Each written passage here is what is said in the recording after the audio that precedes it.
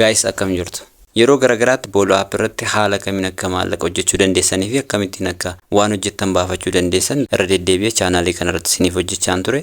Warra gammaatti viidiyoo kana dhagarre gara duubaatti deebitanii kutaawwan jiran hunda hordofuu dandeessu.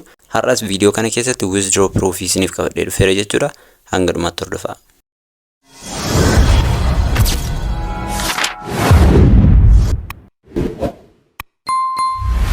Chaanaalii kanarratti booloo app ergan beeksisuu jalqabee hedduun keessan withdraw method akka rakkoo guddaatti kaasaa kan turtanii fi hojii kanallee sababa kanarraa kan ka'e hojjechuu kan dhiiftan hedduu jirtu.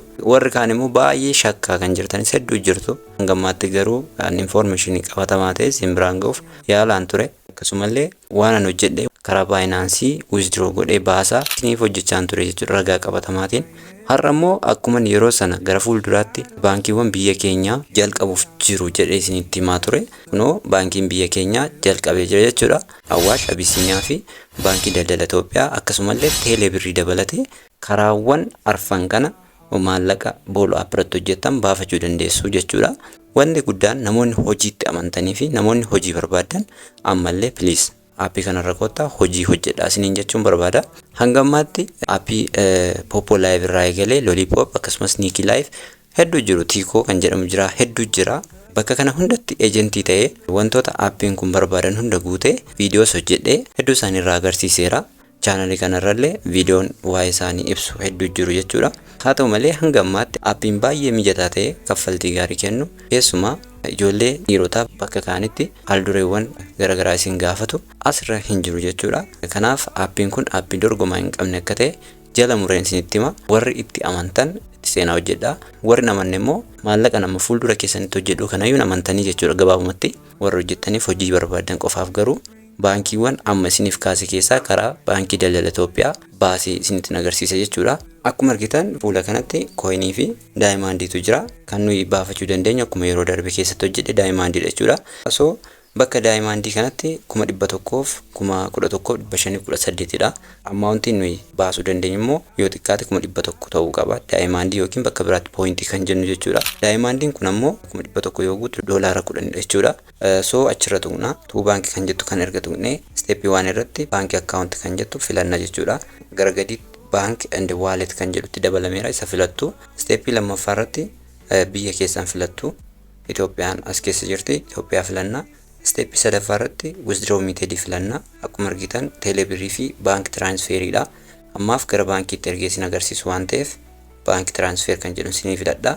Sana booda step 4 irratti akkaawuntii keessan baay'ee gootu jechuudha. Sana booda achi tuqxanii asitti guutu jechuudha akkaawuntii keessan. Baankii neem kan jedhu Abisiiniyaa Bank, Awaash Bank, CBE jedhee fideera. CBE filadha jechuudha.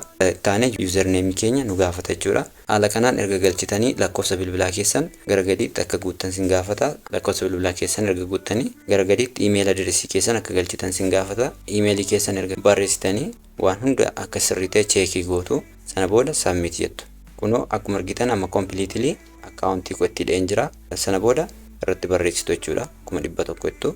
Sana booda $10 akka baafattan isiniif kaayera jechuudha. Kana erga information keessan cheekii gootanii percentii 3 akka kutu isiniif kaaya jechuudha. Sana booda withdraw jettu. Akkuma argitan consume diamonds jedhe 1,100 kaayera. Handling fi birrii 37 fi saantima 89 receipt amount 1,225 reetii baankiin irratti wal bitaa jiru naaf herregaa jechuudha. Kanaafuu waan amma baasaa jirurraa qarshii 37 fi saantima 89 kutatee qarshii 1,225 fi saantima 11 baankii koorratti naaf ergaa jechuudha. So gara gadiitti akka ergiteen yoo birriin sii gadhiifamu siistema keessa seeniiti konfirmi jedha. Kana jechuun baankiitti yoo ergitan baankiin maallaqa kana analyze godhee gara keessanitti birrii kana isin ergaa isin immoo $1 kana siistema keessa seentanii gadhiisistuufi jechuudha. So konfirmi jettu. Amma guutummaan guututti operation success jedheera jechuudha. Directly gara baankii keenya yoo seenu message keessa seennee message nuuf ergamu keessatti fudhanneerra jennee receive jennaa jechuudha. Kanaafuu eeguu qabdu. Message yoo nu galu siistema keessatti confirm jennaan jechuudha. Okay guys, turtii sa'aatii 2 booda directly gara accountii kootti galeera jechuudha. Kunoo akkuma argitan messagein bakka kanatti naa galee jira. Kunoo daqiiqaa 4 akkasumallee booloo app irraas messagein bakka kanatti naa galeera jechuudha. Akkuma jalqaba isiniin jedhe messagein bakka kana yeroo isinii galu yookiin karaa baankii yeroo isinii ergamu booloo app irraa immoo dhaqxanii konfirmi gochuu qabdu jechuudha. Kanaaf meesejii nuuf ergame kana kunoo bakka kanatti akkaawuntiin jalqaba guutuu irratti naa galuusaa sin agarsiiseera. Isaan booda gara booloo app deemne booloo app irraa konfirmi jechuu qabna jechuudha. Akkaawuntii booloo app keenya bannee kunoo bakka kanatti akkuma argitan 100 ergee qarshii 1225 konfirmi jenna fudhanneerra waan ta'eef haala kanaan fudhachuu keenya mirkaneessina jechuudha. So amma guutummaan guutuutti maallaqa keenya fudhanneerra irra keessatti kompiiliitii jedheera jechuudha. Kutaattaan keessatti karaa teeleebirrii haala kamiin akkasiin baasuu dandeessan kanaan isiniif hojjedhu ta'a. Namoonni hanga ammaa hojii akka kanaatti hojjetamu kan ittiin hirmaanne immoo liinkii update ta'ee jiru description viidiyoo kana irra tuqtanii download gootanii lakkoofsa ejensii bakka kanatti argitan ammoo bakka join ejensii jettu irratti guuttanii akkaawuntii keessan verify gootanii tiimii keenyatti dabalamtanii waliin hojjechuu dandeessu. Kutaattaan nun walitti deemittu nagaan tura. Galatooma.